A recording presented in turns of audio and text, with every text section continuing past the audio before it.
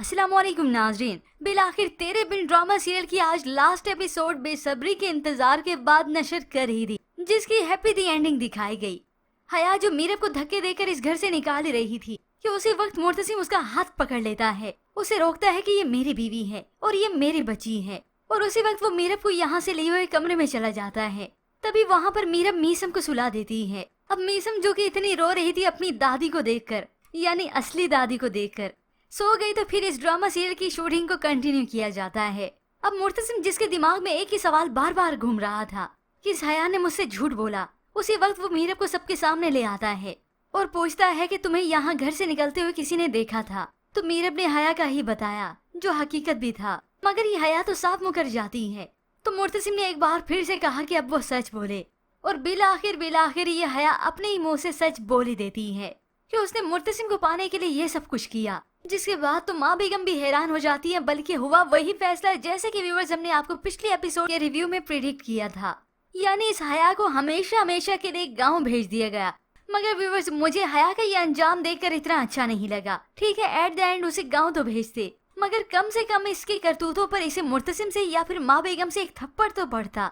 खैर, इसके बाद व्यूअर्स जिस सीन्स का इंतजार कर रहे थे कि कब मीरब और मुर्तसिम एक दूसरे से बात करेंगे अपनी बात, मुर्तसिम जब अपने कमरे में आए और उसी सोफे पे बैठता है ताकि वहीं पर ही सो जाऊं। मगर इससे पहले वो दरखास्त करके मीरब को अपने साथ बैठने का कहता है और तभी उसे अपनी एक बार मोहब्बत का इजहार करता है कि मुझे छोड़कर फिर कभी मत जाना, जैसा तुम कहोगी वैसा मैं करूंगा। ये सुनकर मीरब के आंसू बहने लगे। तो मुर्तसिम जो कि पहले से ही बहुत ही जज्बाती हो चुका था, और व्यूअर्स यहाँ पर तो वहाज अली और मीरब की एक्टिंग A1 है। वहाज अली ने तो इस सीन को ही लूट लिया, जहाँ पर मीरब और मुर्तसिम की आंखों से आंसू बहते हैं। वहीं पर ही इस ड्रामे को देखने वाले व्यूअर्स भी काफी जज्बाती हो गए, और यूं ही कुछ ही पल के लिए जब दोनों मुस्कुराए तो व्यूअर्स भी काफी खुश होते हैं। और यही वो लम्हात थे जो कि व्यूअर्स ने काफी अच्छे से एंजॉय किए। अब मीरब जिसने ये कह दिया कि जैसा मैं कहूँगी वैसा करोगे, यही शर्त उसने रखी। मगर व्यूअर्स, यहाँ पर ड्रामे के राइटर को कुछ सीन्स ऐसे रखने चाहिए थे, बल्कि मीरब का इजहार रखना चाहिए था कि वो बिल आखिर मुर्तसिम से अपनी मोहब्बत का इजहार करती, उसे बताती कि उसने भी मुर्तसिम को कितना याद किया।